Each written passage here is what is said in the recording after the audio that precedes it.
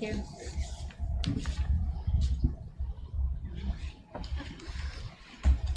Good evening. I'm calling to order the March 1st, 2021 Masco Regional School Committee meeting, 7 p.m.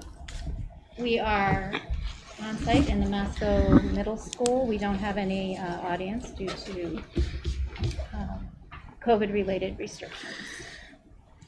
Tonight, we're going to talk about the budget. We have another meeting scheduled on Wednesday, which is a public hearing on the budget, which will be an opportunity for the public to make comments or ask questions about the budget, another opportunity, I should say. And we will be doing that one over Zoom to make that a little bit easier for people to share their comments with us. So tonight we do have comments from the audience on the agenda, but I did not receive any emails as we had requested in our posted agenda. So I will move straight to the item D on the agenda, the FY22 budget deliberation. I think Mike and Jeff are going to give us an update based on where we left off in last week's meeting. Sure. So you all should have a deck available. So just to recap our discussion from what seems like yesterday, but was last Wednesday.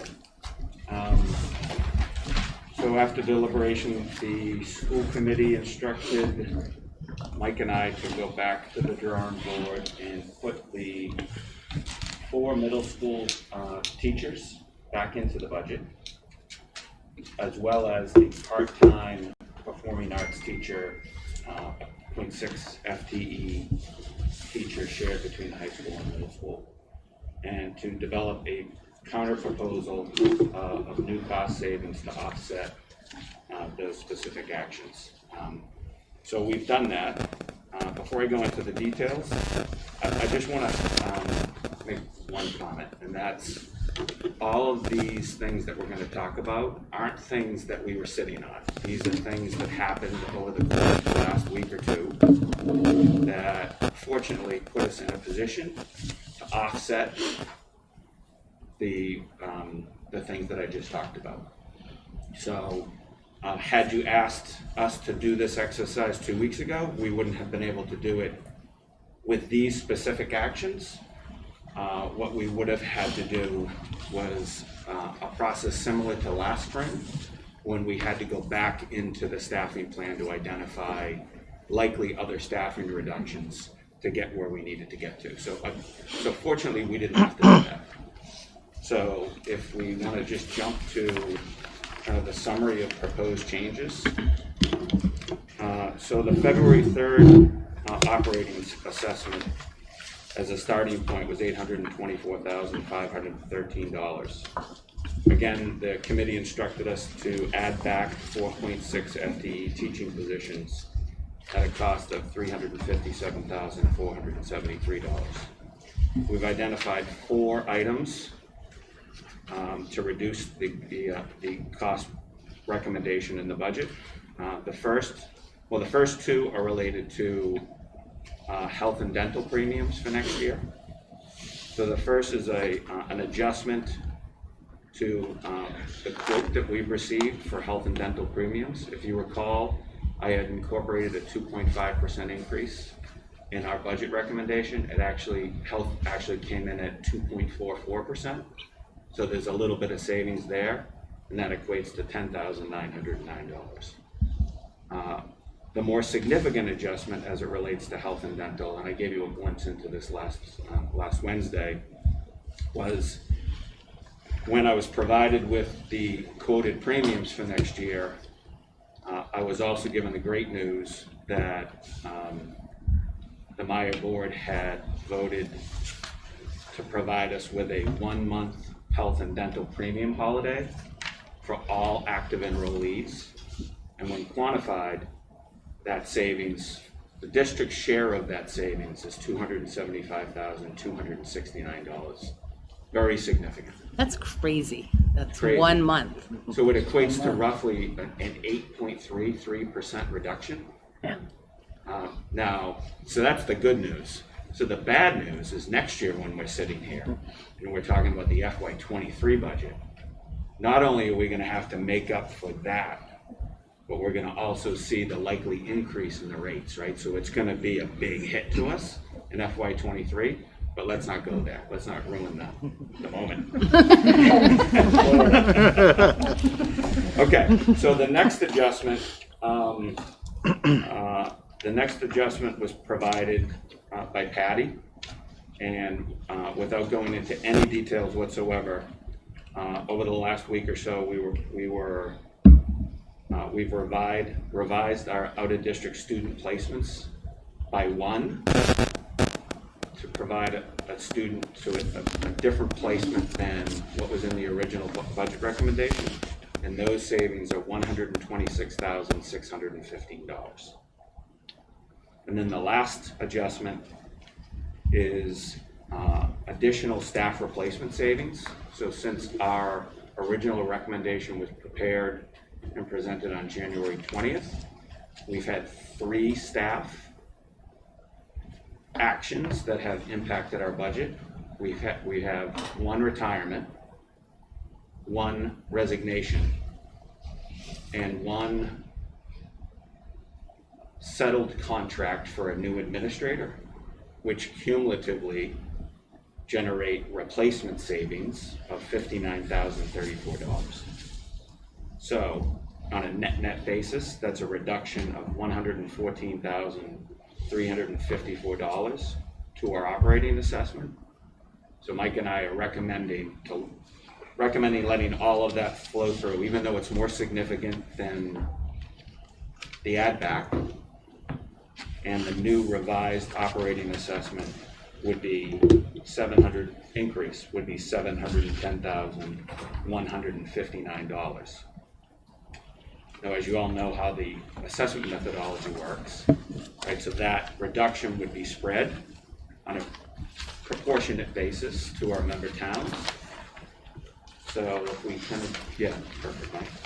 So if we jump ahead to how that would affect not only the district but our member towns, Boxford's operating assessment would be adjusted to a reduction of 1.8%, which would be a reduction of roughly $42,000 versus our last recommendation from February 3rd. Middleton's assessment would be reduced by $41,000 approximately, and their overall increase would now be 2.6% budget to budget. And Topsfield's operating assessment would be reduced by $32,000, resulting in still an overall increase of 8.3%. Mike, maybe if you bounce back to the last slide. So here's the overall overview. You'll see that our general operating expenses, that circled line at the top right-hand corner of the sheet, are now at an increase of 2.4%. And at the bottom right-hand corner, again, our operating assessment at an increase of 2.5%. So, in essence, that's the presentation. There's a couple of other slides that we could talk about to show where, if we bounce back one, Mike, one more forward. No, 2 forward. There you go. So this is the major expense category analysis. This has been adjusted, and the expense categories that are circled to the right are the 4 that were impacted by the adjustments that I just talked about. So salaries were increased for the obvious. Insurance benefits would decrease significantly for the 2 items that I talked about. Out-of-district tuition significantly decreased, and then unemployment costs were adjusted for some staffing items that we talked about. And then you can move ahead one more, Michael. So the revised staffing reduction worksheet now shows the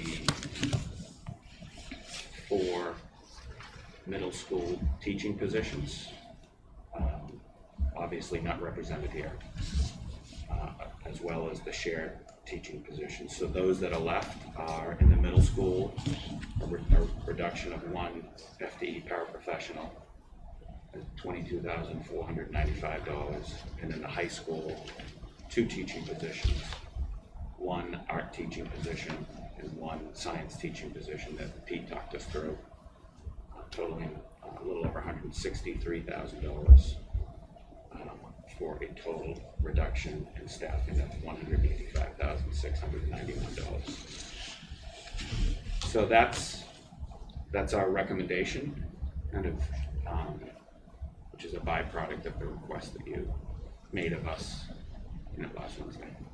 Can I ask a question about Sure. that? So if I'm looking at this, in particular, the health holiday, if we take that this year, in effect, is that like an interest-free loan, which has to be paid back next year? No. It does not. So we get it, it's just a write-off. No, it's just a reduction to our cost. But next year, you said we're gonna add that back in. Because it's next, right, so for FY '22, we're gonna pay for 11 months. For FY '23, we're gonna have to pay. Oh, for the it's full coming 12. back. It's I coming understand back. what you're saying. Okay. Yeah. Okay. That So not only 275 would will it be come on the back, books next year. but we'll I get a get you. premium increase on the full 12 months in FY '23. And it makes the increase bigger because we had a reduction. Yeah. That'll be a whole, yeah. Okay. Yeah, so it'll be, half a $1 million maybe, just an increase in the health and, the active insurance plan line, potentially, next year, as compared to this year, if you approve this. And we had a similar holiday in the current year, right? So this year, we budget, for FY '21, we budgeted, I think it was a 2.35% increase. And then, once the budget was approved, several months later, we got word that they were gonna do a premium holiday that was equal to 50% of the value of a month. Okay. Whereas this is a full Full month's month. premium. So it double the value. But the beauty in this year, and this is the feedback that we gave them a year ago, was if you're gonna do that, that's awesome, but tell us so we can budget for it. And they listened to us. Okay. Costa. The original budget proposal had these cuts because the enrollment numbers indicated that that was an appropriate, thing to do. 2 discussions on that topic didn't seem to change, anybody's, position. So I'm not in favor of including those, putting those positions, back.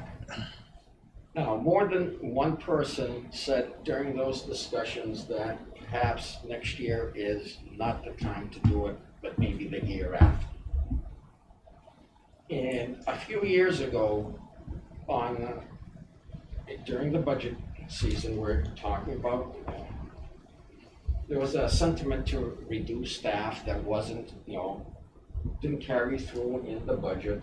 We got to the final day to certify the budget, and the vote was 7-4, which meant no budget.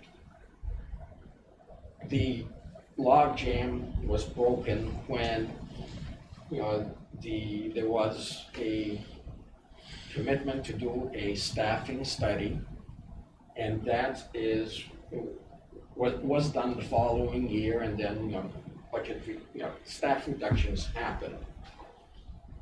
So what I propose is to show the 357,000, which is the positions being restored, in a separate line, both on this sheet and on the assessment worksheet, labeled as a one-time operating expense. I don't understand. I am saying that I would support restoring the positions if they are, the amount for them is shown on a separate line with an indication that it is just for next year.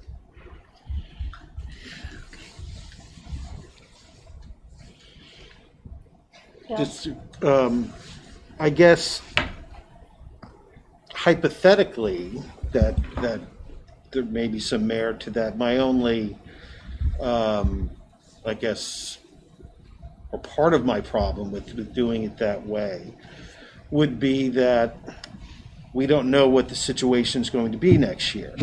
So I'm inclined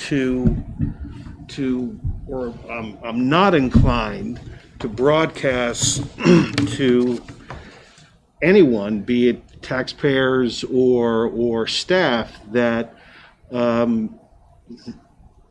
this cut's coming next year. I mean, it's one thing for us to discuss it, and I think that's certainly appropriate given what we see with the enrollment trends. But putting a nice big red line around it seems a little, one, it's a commitment that we can't make because we don't know that we're going to do that next year, and not sure what message that sends to the staff either. Well, if I was one of those staff members, I'd be looking for a job now, given, the discussion, no matter, Yeah, I mean, that would probably be, wise. How it ends up. Similarly to, several years ago, the commitment to do a staffing study was not a commitment to cut staff, it was a commitment to look at the staff. Right. And it to me would be an indication that those cuts would happen. Can the next year's committee change its mind? Absolutely. But given what Jeff just said about the making up the health insurance holiday, and we're starting that far in the hole, if Right. you will. Mm-hmm. And given the enrollment trends that we see now for the FY23 year, you may not want to do it, but you're probably going to have to do it. Mm.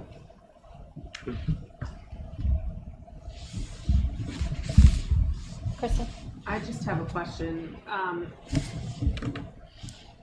If the committee is not committed to make any change based on breaking that line item out, I assume you just are asking that it be delineated that way as a placeholder in terms of a reminder to members of the committee or potential new reminders.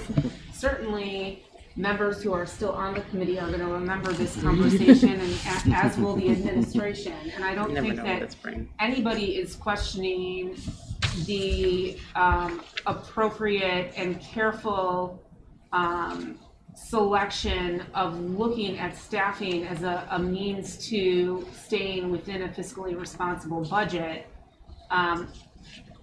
It just seems to me an effort that isn't necessary if it has no ultimate impact on the decision. Either we're going to put the staff back and absorb as this has been recommended, and next year look at it for potential cuts where this would be the most likely recommendation made, or we're not. But if delineating it that way, I'm trying to get at what is the benefit of laying it out that way? Are you looking to show it to our taxpayers in a more transparent way? That you could make that argument, but the other thing is, by showing a one-time cost, it gives the towns, Boxford wouldn't really apply to, the ability to fund that portion of the assessment from one-time sources instead of the tax levy. And given the size of Topsfield's increase, given where Middleton's, budget situation is, that ability is a big help. One So time- just so Costa, would you also pull out the premium holiday, which would offset it? Because that's a one-time thing. I'm trying to, this is a new way of thinking that I haven't heard before, so I'm trying to follow it, but help me understand that it's not like cherry picking something. Well, I mean, I focused, on that because it is a cost that I don't support in putting back into the budget because the administration said it's not needed, and my own look at the enrollment trends, I concur with that. So for me to support the budget, that something's got to happen with that. And I'm suggesting that something be showing that in a separate line, both in the budget and on the assessment. Are you saying then that the towns would vote on that separately? No. So it's not like voted on like a warrant article No, or anything? no. It's just they support it as is. It would be, the assessment is the total of those two, the operating assessment is the total of those two numbers. But by showing two numbers, you are able to fund that portion of the 357 from one-time sources. It is, similar to what Essex Tech does. Their assessment is by category. And so their spreadsheets, the towns, and each town's portion of each of the categories, and one of the categories is capital. Because it's called capital, we fund in Middleton for the past 5-6 years, we funded that from one-time sources because it's not any one-time expense. You can do that. Now, you can always fund your operating assessment from one-time sources, but that, you get criticized by your auditors and by your bond raters, etc. So does this help avoid having to deal with Prop 2.5 if the town was over? It could avoid an override in Middleton. I don't know what the situation of other towns. But is there a chance they could then be pulled out and voted off? No, it's a 2/3, 2 out of 3, right? It's just like the operating assessment. It would be part of our operating expenses, regardless of how you want to All right, paint so there's it. no Yeah, chance no. that it could be No. pulled out of it? It would have to show up, this slide would be what shows up with the tax. Yeah, That's the assessment. It's overall, it's not, it can't be split out other than operating and debt. But operating can be split into different portions. The towns can decide how to fund it however they would like, but what we send is an operating assessment. It's not broken out in any other way. Well, it never has. It doesn't say that you have to, but it doesn't prohibit you from doing it. no, it just says that our operating budget will be broken down in sufficient enough detail, itemizing, I'm paraphrasing, salaries, facilities and grounds, other operating expenses, etc. So it sounds like, I'm going to assume for a moment that we could do this, because there seems to be some disagreement whether we can. But assuming that we could, does it bind our hands in any way going forward? So next year comes along, situation is different, and we decide that we don't want to make that cut for whatever reason. You really can't commit, you cannot commit a future committee to make a decision. No, I get that. So the answer is I'm no. just saying that if we have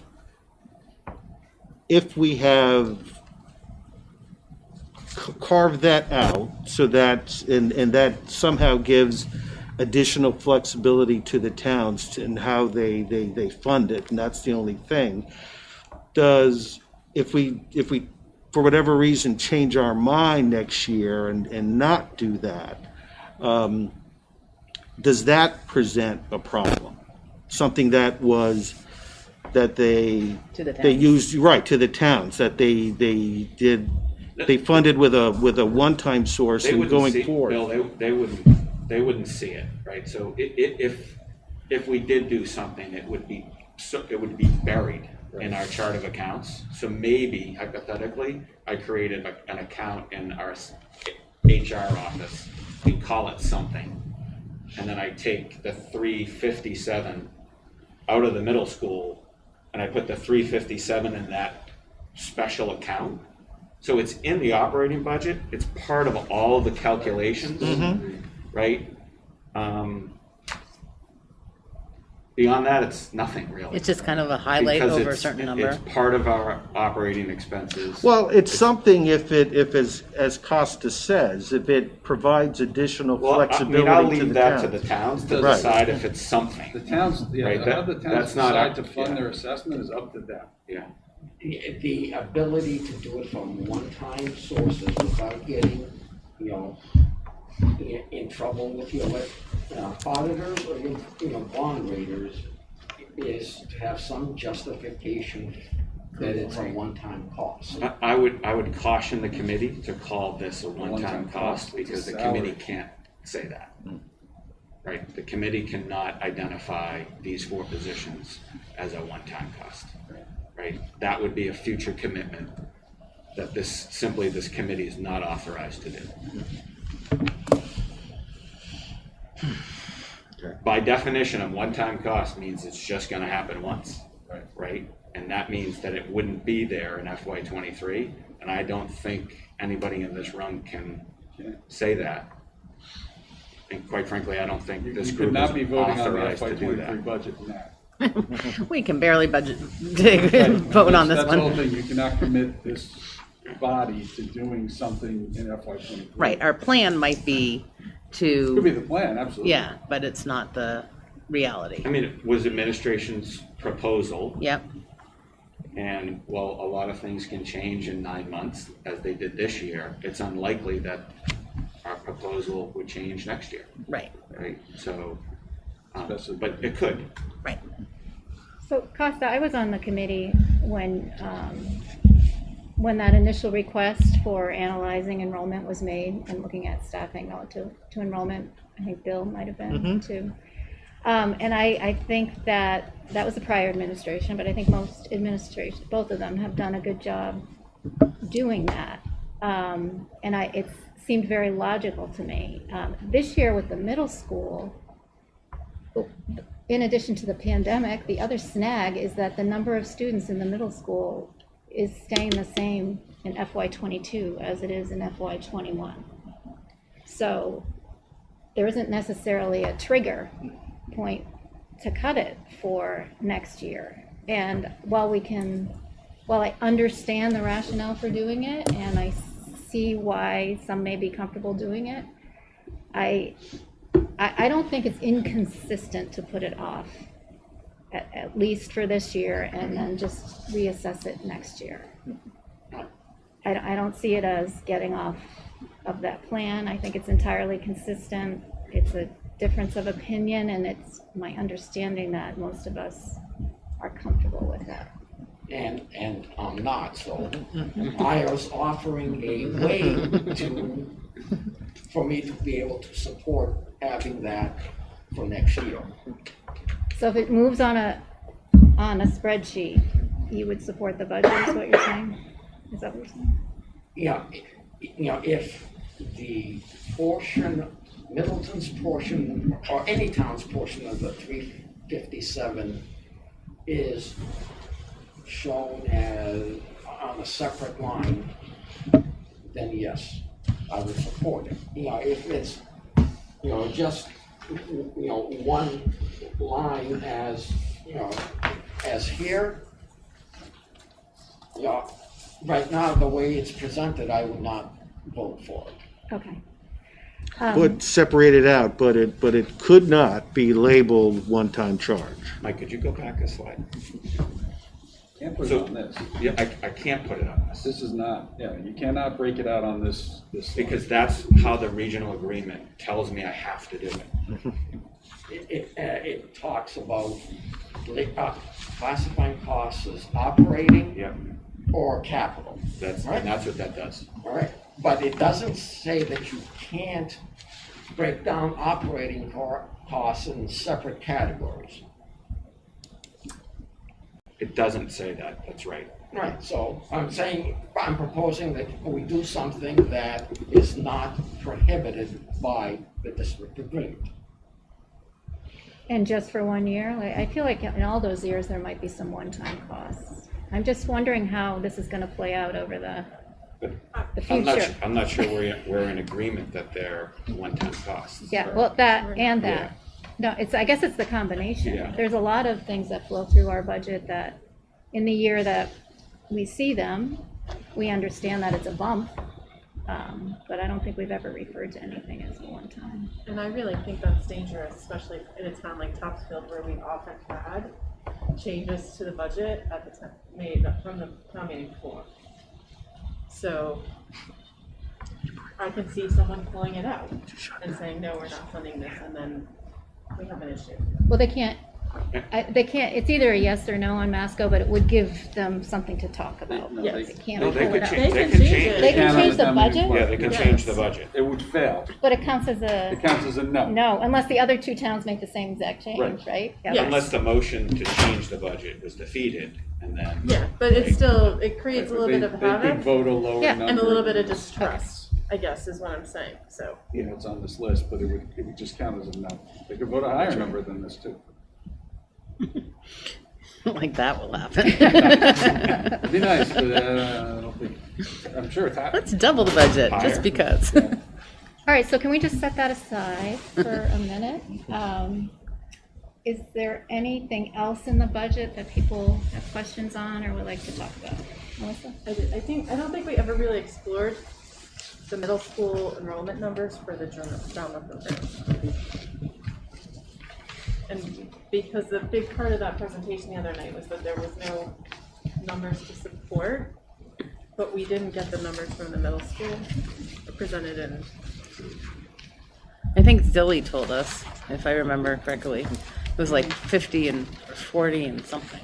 That's right. It was high 50s and low 50s Or and high what 40s. the impact. 57 and year's- 45. I guess what the impact to next year's, what are they called, exploratories would be Without it. without it. But It we've isn't, it's in the we've budget. restored that position. Okay, but I don't, okay.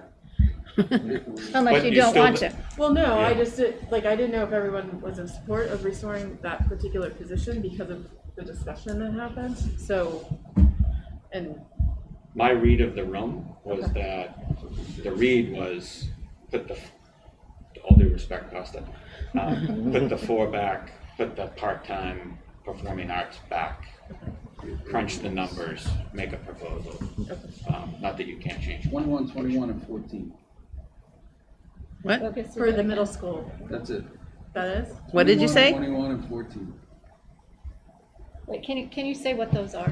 Can you say it a little louder? 'Cause I can't. So there are, and it's weird the way this is all kind of put together. So these are classes that dovetail, first off. And so there is one section that meets 3 days a week of 21, another section that meets 3 days a week of 21, and another section that meets 3 days a week of 14. And is that 7th and 8th grade? That's 7th grade, period. That's it. 7th grade. So those are 3 fully enrolled classes. And that can change on a trimester basis. This is what, Or is that each one this is for trimester? the year. Yeah. I would expect it's trimester Because 1, there's a 2, and 3. three-pronged rotation, right?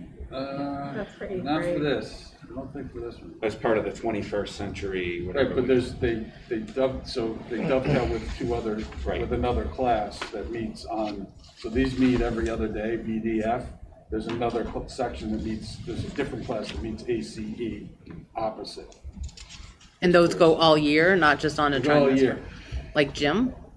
Yeah, I think that's what they go opposite. So. I think that's a change, Tasha. We don't know whether kids are taking that because they want to, or because they like the alternative less, the other alternative Right, less. there's limited choices here, so this is What not, about eighth grade? there are no 8th grade sections. There's acting and stagecraft though in eighth grade, isn't there? That's acting and stagecraft is all 7, is what it says on it. 8th grade, intro to public speaking. Public speaking.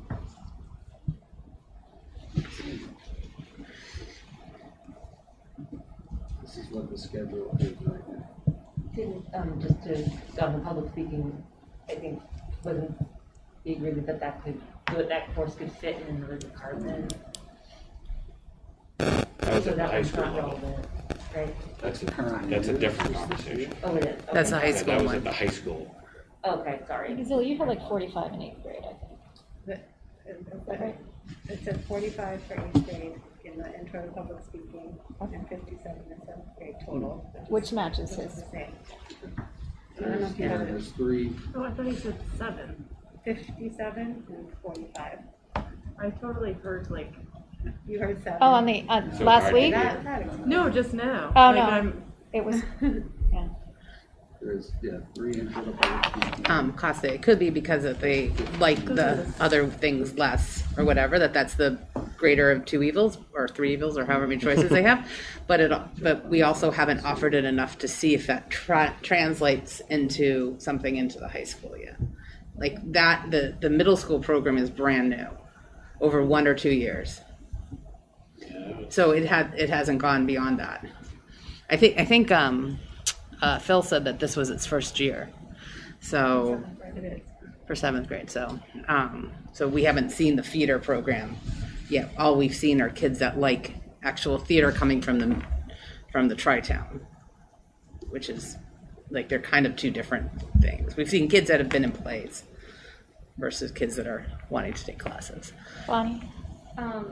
This is not like a real official source, but I did have someone reach out to me too to say that at the elementaries, they've been, at least in Boxford, they've been struggling with band a little bit.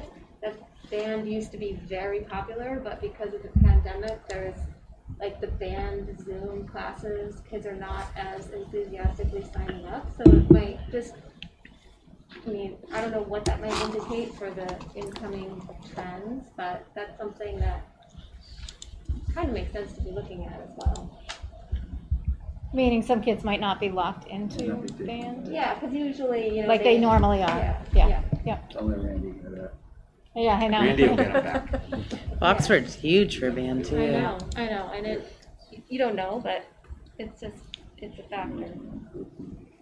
So this was a And then $40,000 budget item, I Yeah. believe? Yes. Okay.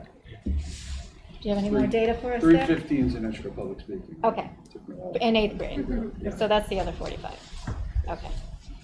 So if that position, I guess what I wanted to know, if that position wasn't there, does it change those offerings?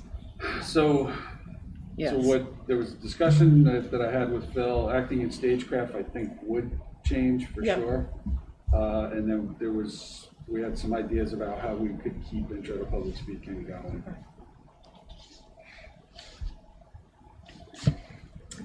So the other two trimesters, so the other two classes that are offered at the 8th grade trimester level would remain?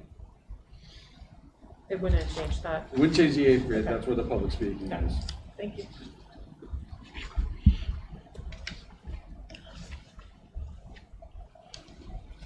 How about any other budget questions or comments?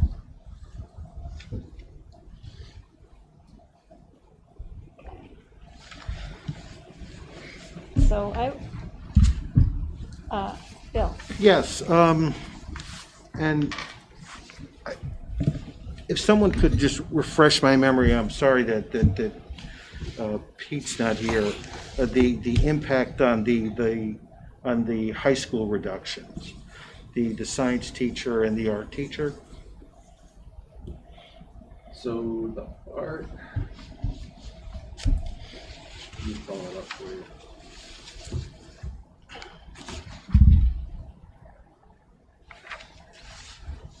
Bill, what is your question? How many students? Now, what was it? So What is the impact of the high school RIPS? The dollar impact? Impact to students? So art, Qualitatively? class size, Okay. is there any reduction in things that are available? Just trying to better understand that. art was class size entirely. Trying to find each slides.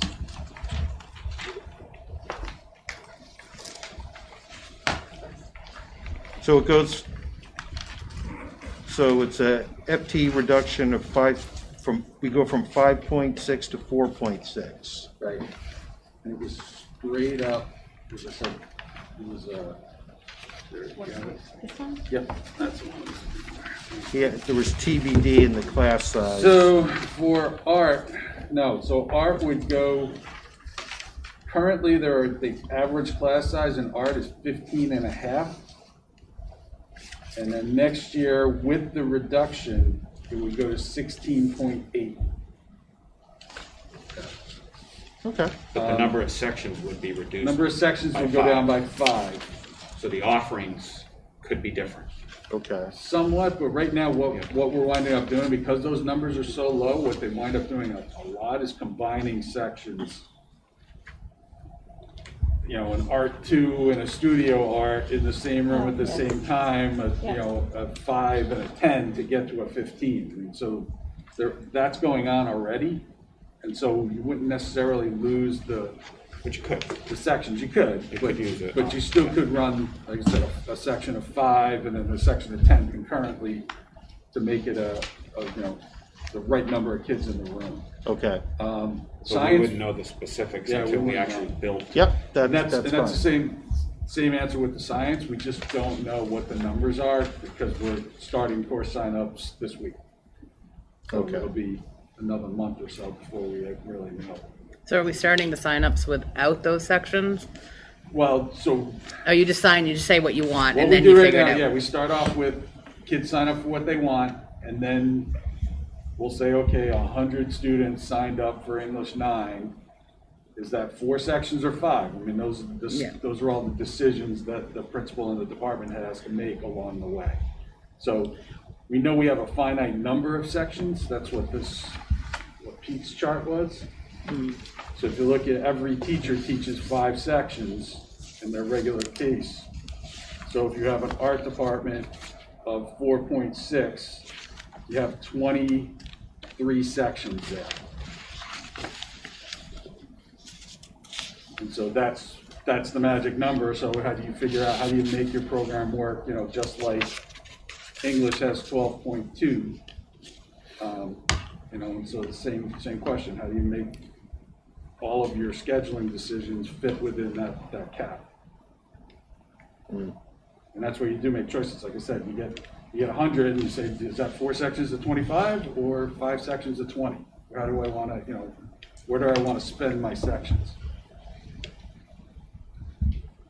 It's so interesting because, and I guess I should have asked him when he was here, 1 year in FY18, there was an unfulfilled maternity leave. So they went down to the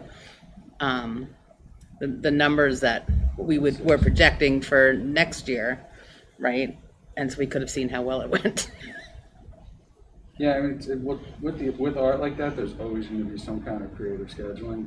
Because they're creative people. Well, they're creative people, absolutely, but it's also, as I said, you wind up having lots of really small sections that you're trying to make work, so you put several in a room at the same time. Except now.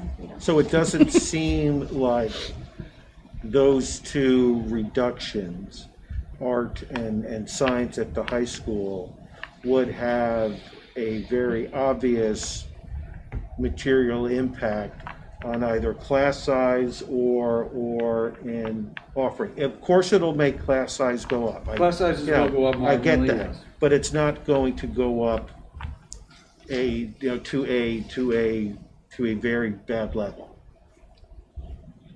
Is that a fair assessment? Yeah, I think so. Okay.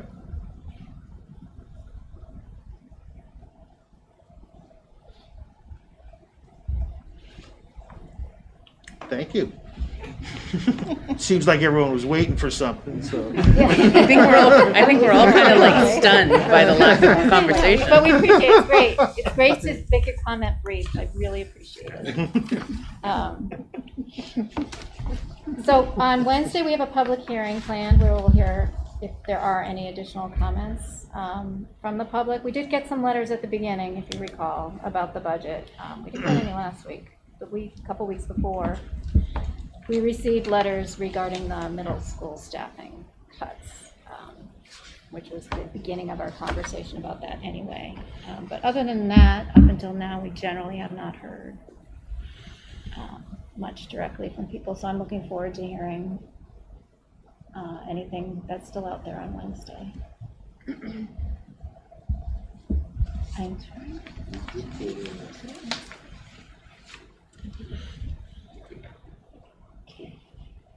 It's so hard to whisper when you're all mic'd up. You know what I mean? And like, that's a masked. new thing this year. And I can't Because I whisper. think like everyone can. You're not I'm gonna Irish, miss so. it. We got this mess. Everybody at home heard you, but nobody heard That's exactly what just happened. So I'm going to go with it. And then I'm going to change something next time. No, so what I'm trying to understand or figure out is, I mean, it's still, we're not voting on the budget tonight, but I would like to get a feel for how this committee feels about the budget as it stands now with the middle school staffing and the drama part-time position restored, and with it presented to the towns as we always have presented it, so nothing pulled out differently. Does anyone have a strong feeling against what I just said? Costa does. And I think I've been clear that. Yes, I know, so I'm just. I kind of side with Costa on this. I feel that if you run a business and you don't produce a product and you have employees that you don't need to produce that product, why do you have those employees? So I kind of feel that cutting staff makes more sense than trying to pull money from other places. But no changes have actually been made between last year and this year. I know. Okay.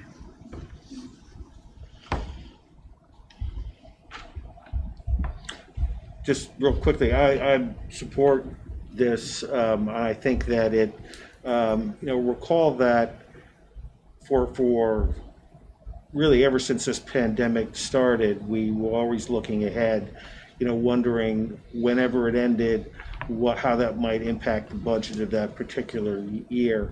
And I think that's where we are right now. That if we had not been in this situation, the likelihood of those cuts being made would certainly be a lot higher. But given the challenging academic environment that we've gone through this year, and the likelihood of having to do some serious catch up, that having those additional staff in place to help our kids recover makes sense to me. So in the long-term staffing plan, I get that, but we've had a hopefully once in a lifetime event, and I think that adjusting those staffing plans accordingly just makes sense. Well said. Okay. I would agree with that. And just for Topsfield specifically, when we look at what's on the screen right now, I do feel like it's worth mentioning that we have done a lot of work with our select board chair and our town administrator and the chair of our finance committee to really dig deep into why the number looks so different, the percentage increase looks so different for Topsfield. and there are a lot of reasons. One of the major ones being the enrollment shifts, as well as some shifts of how the state allocates money to the town between the elementary school and the district. Our takeaway from that is that one of the natural things that's going to happen when you're in a regional district that also has like partner sister schools in each town, it's almost like there's 4 different subsets per town. And there's going to always be a year that's harder on one town or harder on one school, like one set of schools, whether it's Boxford's Elementaries, Topsfield Elementaries, Middleton's Elementaries, or any one of our Masco district member towns. So we need to just understand that that's what's behind that number, and that we have to keep the perspective of the of time and sharing the responsibility to take care of our students across all 3 member towns and all 12 grades. This year it looks like this for Masco. We'll be explaining that to our taxpayers.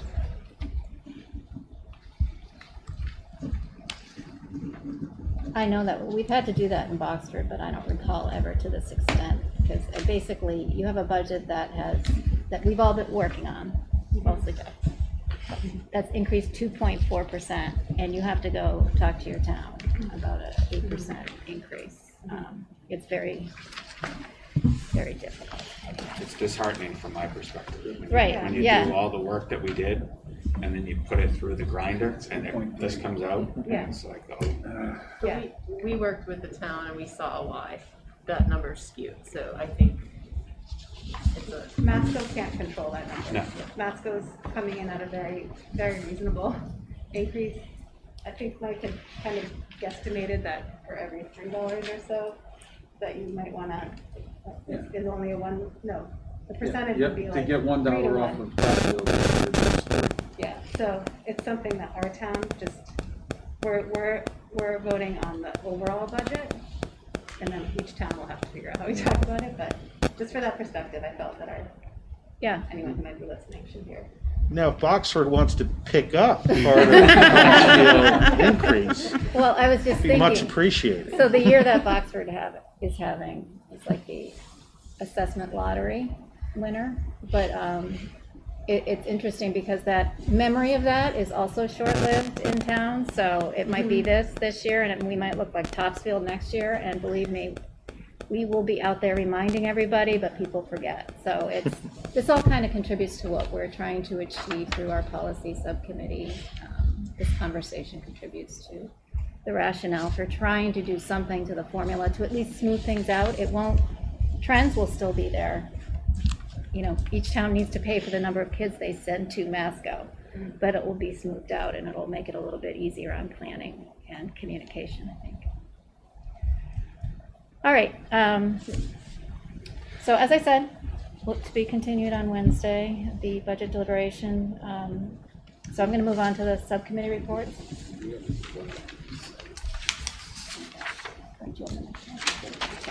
We did it. Yeah, and we did on Wednesday's agenda, there is an agenda item after the public hearing to vote on the budget if we're ready. The deadline for voting on the budget is the following Wednesday, on March 10th. So we just have to do it before then. And also while I'm on that, we have a meeting penciled in on our schedule for a week from tonight, the 8th, which I don't have any sense that we would need to have that meeting. I think that we have had adequate, between tonight's meeting, Wednesday's meeting, and possibly the following week, that'll be enough meetings. I'm going to cross the Monday meeting off of everybody's calendar. Unless, Costa, do you want to have it? Well, the only thing that could change is if there's any comments on Wednesday that make everybody think about something else. Okay. So with, aside from that, then, if we have substantive comments Yeah, on no, Wednesday, we I can't agree. really vote on it on Wednesday without considering it. But no, right, and we would have to decide on Wednesday if we need both Monday and Wednesday of the following week. We may, even if we do have comments, we may just need one more meeting. All right, so we'll make that final decision on Wednesday, but you can make tentative plans for Monday the 8th. On the schedule. All right. Subcommittee reports. Well, Melissa, I stole your thunder on you. Do you have anything for policy? Oh, no, we have a meeting on the 4th and the 9th is our next two meetings. Okay. So the 4th at 7 and the 9th at 2. Did I get those dates? Yeah. All right, thank you. Is that it for tonight? Yes, sorry, nothing new to report. Okay. Community engagement, Solomon? All right, the Small Town Hero Awards are accepting nominations right now. The deadline is Friday. Nominate someone that inspires you for what they've given to our community. You can find the nominations everywhere. They're all over the website. They're all over the social media. They're in the Chi-Town transcript. Everyone, the students are doing a great job. We have student clubs are signed up. It's going great. We decided we're going to hold a listening session on Monday, March 15th at 6:30.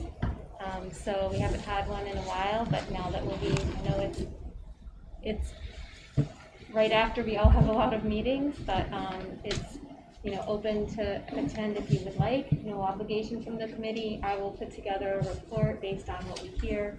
That meeting is going to be a listening session at the start, and then a couple of other items like a regular meeting afterwards. So Monday the 15th, 6:30. That's all. Okay. Thank you. DCI is suspense right now. Suspended. Yeah, I have, the Habib is working hard to update the priority sections of their 2017 report. And I also have Martinage, the consulting company that works with us to oversee the wastewater treatment facility, working on their 5-year capital plan as well. So hopefully we'll have that here in the next 30 to 45 days, and then I can start to begin preliminary work on a capital plan later this spring. Okay. Thank you. So would we, as far as the subcommittee role in that process, would you anticipate that that would start up over the summer? Or the fall? Summer, Okay. if I had to guess. Okay. All right.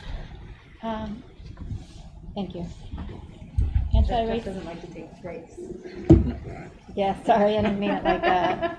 I didn't take it. So let's book some meetings. Right. Get it on the calendar. I'm thinking like one. All right. Sorry, Tasha, anti-racism. Part of my conversation is actually adding things to the summer as well, but I did want to start off, at our meeting last week, we had some letters, and I also just wanted to publicly apologize if my words came across the way I did not mean them to at our meeting, the meeting before. I'm going to look to be more sensitive to what I say, as I've not been the most politically correct person. But I do want and feel strongly that we should be adding disability protection to our resolution. So I'm hoping that our committee will talk about that on March 15th at 2, which is our next meeting. I would invite anybody from CPAC or otherwise that they want to, that they could come and offer how to say it, because it's actually kind of a awkward terminology. If you're saying abilities or disabilities, I think it was written in the positive, so it would be abilities, and I wasn't sure how to say that. So that's that.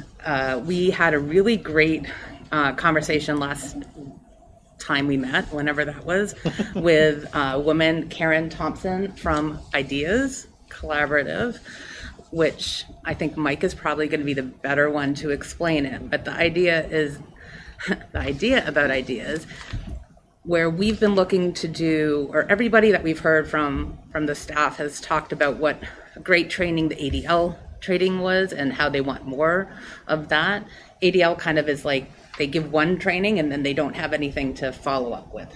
So what Ideas does is it's basically almost like a whole curriculum of trainings around anti-racism expanded. So it doesn't just stop with one training. They have a course collection to be provided for both, for not just both, for staff, for administrators, for school committee members, and the like. So I don't know, Mike, you might be able to give Mike is more intimately involved with them, as he had training that goes back to when he worked in Belmont, which is how he brought this wonderful, wonderful program to our, knowledge, to letting us know. So I don't know if you want to just provide a little bit more, because I butcher everything. You did a really good job. So Ideas grew out of, it actually came as, it's part of the institution of the METCO program, in the direct suburbs of Boston. So that as part of that, they had a training program called Empowering Multicultural Initiatives, which has grown into the Ideas One course. And like Tasha said, they have a full curriculum with book groups, and they do shorter duration workshops. They'll come in and take some of our PD time and do workshops on that. But then their big piece is a 3 graduate credit course on understanding and confronting racism in the classroom. So something that I would say thousands of teachers have been through at this point. So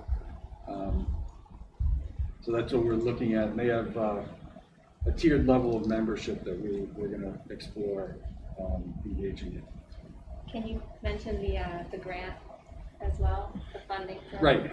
So we are, every year we have a federal entitlement grant. It's called Title IIA.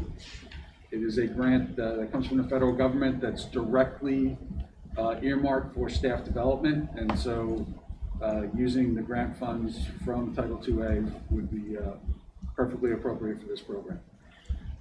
It also, they have things for kids in the school. Right. Yeah, they have a couple of conferences, actually, leadership conferences for students. They do a middle school and a high school one every year.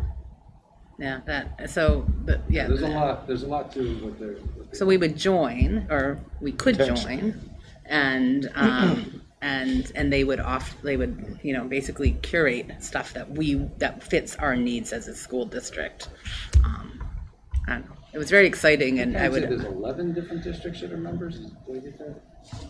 I think so. We would be on the newer side for up in the North Shore, because it seems to have developed out of Bedford, Mass, and kind of expanded in the western suburbs area. So we would be kind of the first of the kind up here, and hope. I mean, it's just listening to her speak, it was amazing. So I would highly recommend us sending out the information so that you could check out the links online. It's very impressive. That would be great.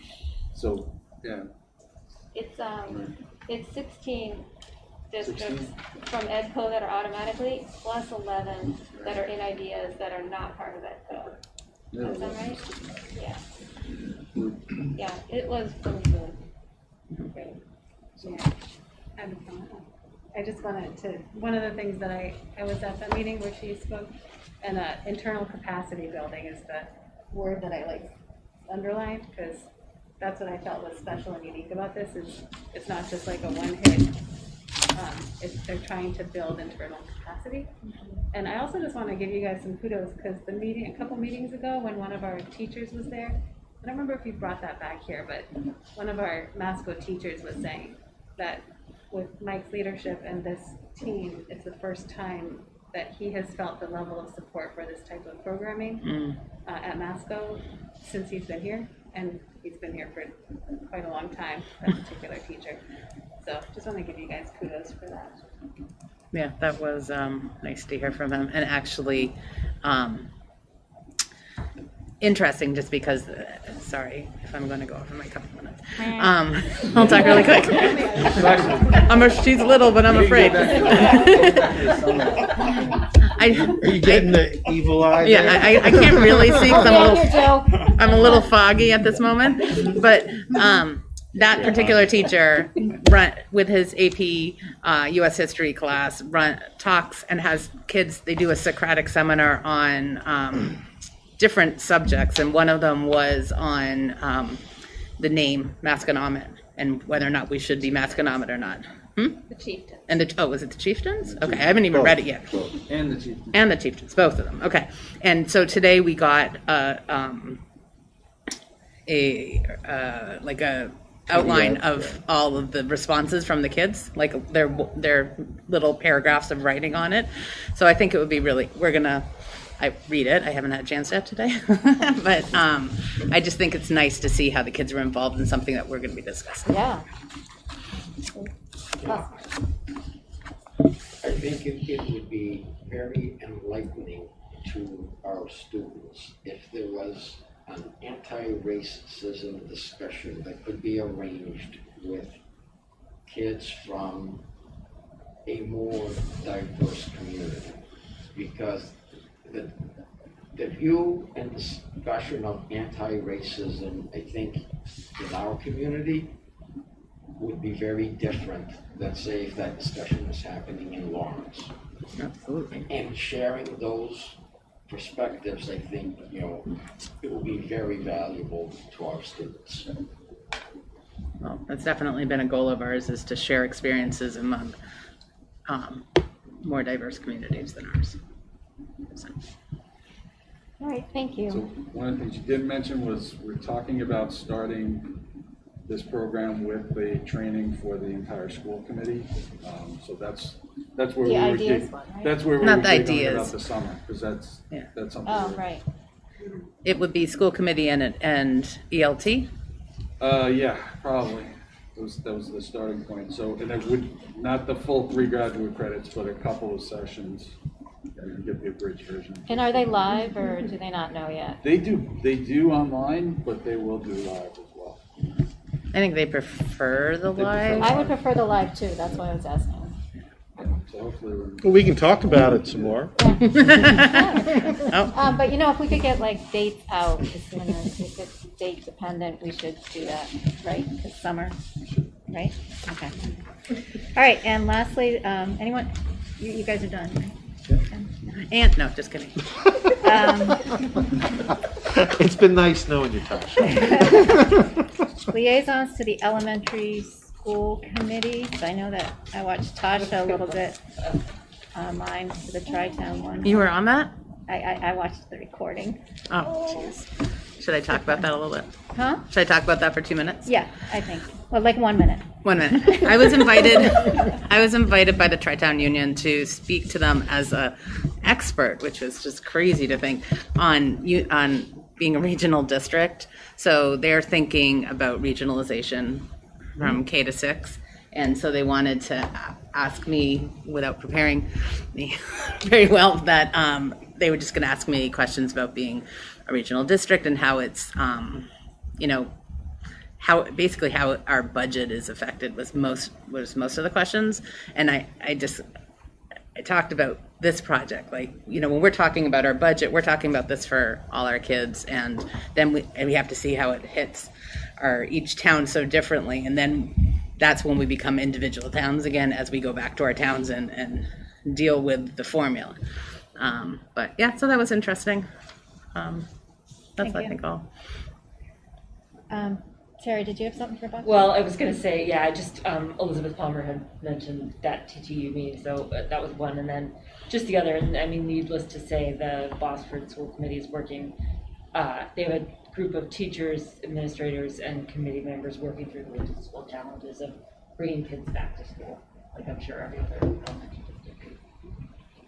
Yeah. So More kids, bringing more kids back. Yes, I'm sorry, bringing more kids back to school more hours per week. Okay. Anything else? Anyone? Same in Topsfield. Same in Topsfield as I was gonna say. I would imagine. Okay. Middleton Middleton's already back. Okay. All right. Motion to adjourn? Kristen seconded. Throw something at you.